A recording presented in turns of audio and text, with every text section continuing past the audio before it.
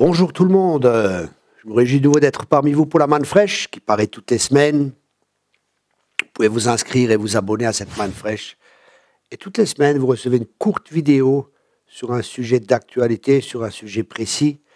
Et aujourd'hui, j'aimerais parler sur Israël. Malheureusement, je vois des chrétiens qui sont dans une théologie, une fausse théologie qui s'appelle la théologie de remplacement ou la théologie de substitution. Et j'aimerais, à l'aide de la parole de Dieu, vous montrer que cette théologie est fausse et que Israël est vraiment important pour Dieu et naturellement pour nous aussi en tant que chrétiens. Dans Genèse 13,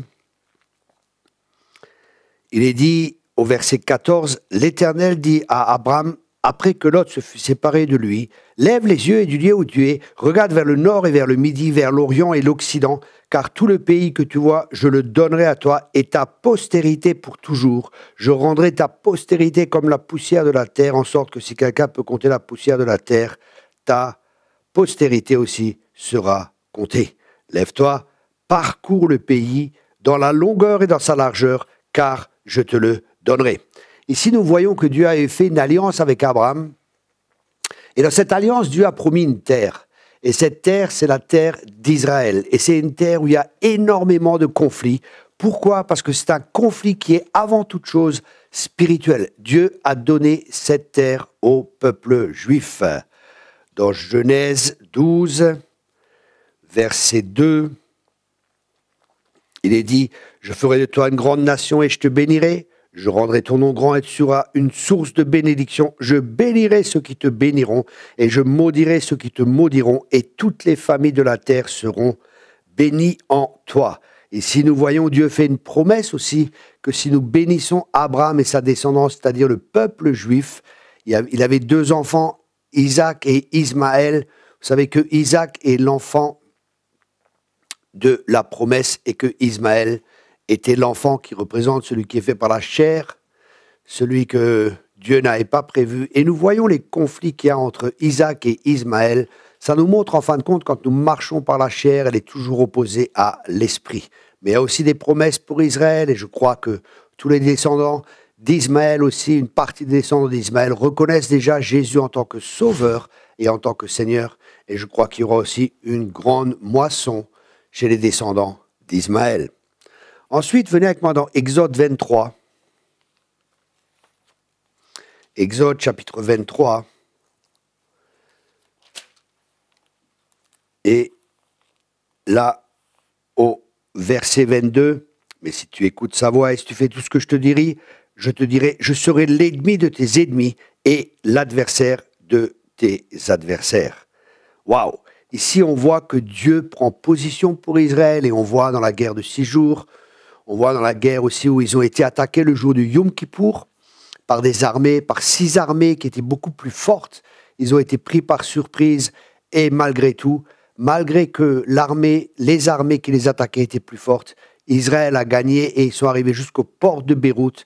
Et c'est là que les Russes sont intervenus. Ils ont dit qu'Israël devait arrêter, sinon eux-mêmes allaient intervenir. Et les États-Unis sont intervenus aussi. Ils ont dit à Israël d'arrêter.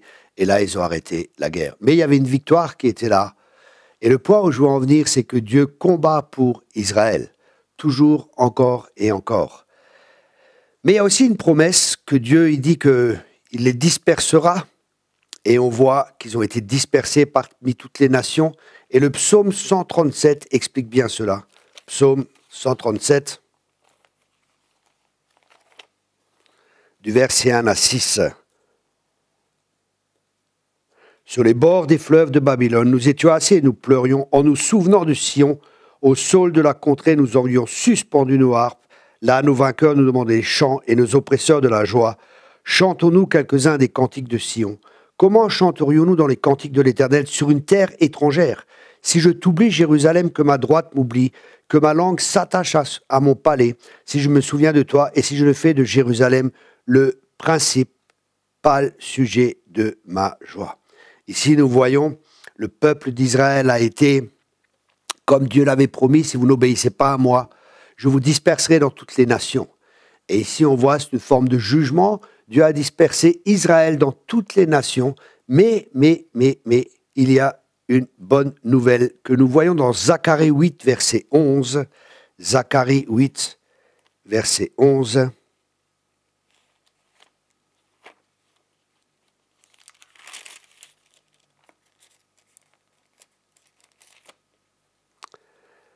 Zacharie au chapitre 8 et au verset 11. Maintenant, je ne suis pas pour le reste de ce peuple comme j'étais dans le temps passé, dit l'Éternel des armées, car les semailles prospéreront, la vigne rendra son fruit, la terre donnera ses produits, et les cieux enverront leur rosée. Je ferai jouir de toutes ces choses le reste de ce peuple, de même que vous avez été en malédiction parmi les nations, maison de Juda et maison d'Israël, de même je vous sauverai et vous serez en bénédiction. Ne craignez pas, et que vos mains se fortifient. Et là, après, il est dit, car ainsi parle l'Éternel des armées, comme j'ai eu la pensée de vous faire du mal lorsque vos pères m'irritaient, dit l'Éternel des armées, et que je m'en suis point repenti, ainsi je reviens en ces jours de faire du bien à Jérusalem et à la maison de Juda. Alléluia. Vous voyez, ici, il est dit qu'il y a une transition qui se fait, et cette transition s'est faite. On voit que la terre d'Israël était dévastée. La Bible a dit qu'ils reconstruiront sur des ruines. La Bible dit que Dieu fera refleurir le désert. La Bible dit, est-ce qu'une nation peut naître en un seul jour? Et nous voyons la main de Dieu, nous voyons le miracle de Dieu, nous voyons la bénédiction de Dieu sur le peuple d'Israël et sur la terre d'Israël.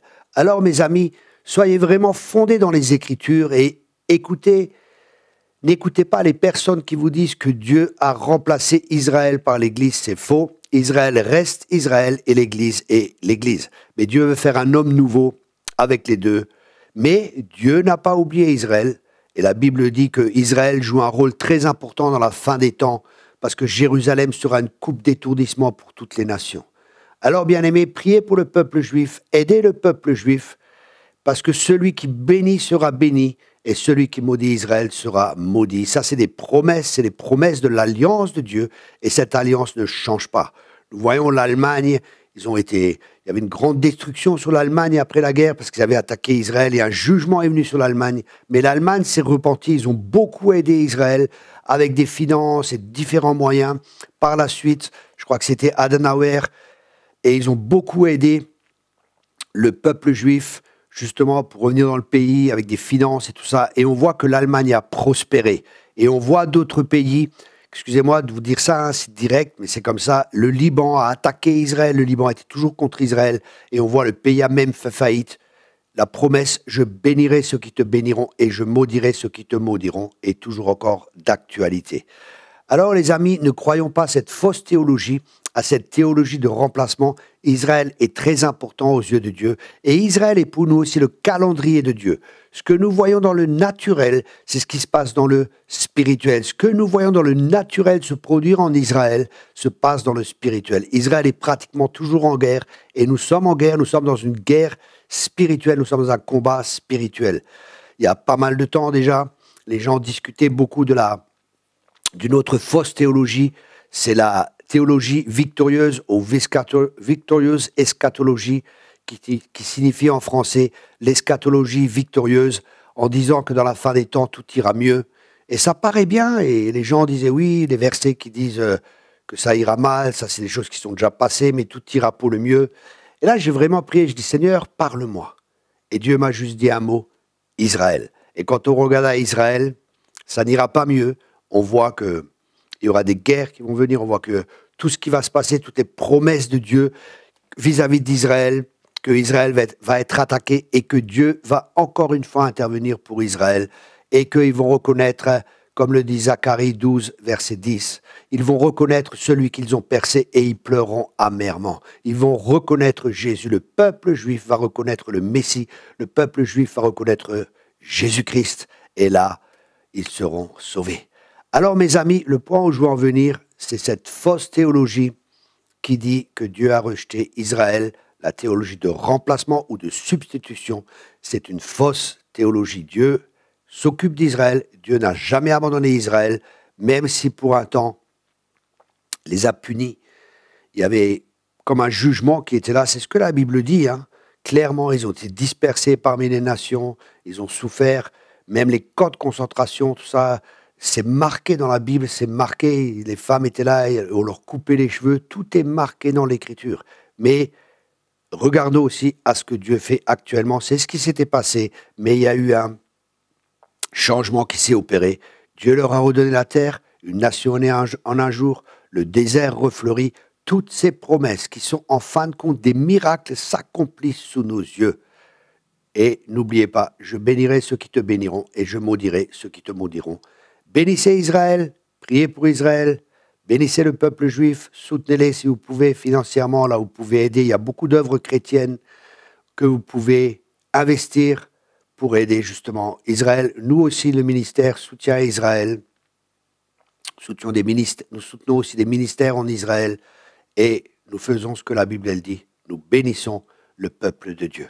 Voilà, j'espère que cette vidéo vous aide. Et si vous n'êtes pas d'accord, ce n'est pas un problème. Si vous n'êtes pas d'accord avec moi, ce n'est pas grave. Mais soyons d'accord avec la parole de Dieu. Regardez ce que la parole de Dieu dit. Je vous ai partagé quelques versets pour vous aider justement et vous aider à comprendre que Dieu n'a pas changé. Il aime toujours Israël et il combattra pour Israël. Voilà, soyez tous abondamment bénis. Merci de partager cette vidéo autour de vous. Bonne journée.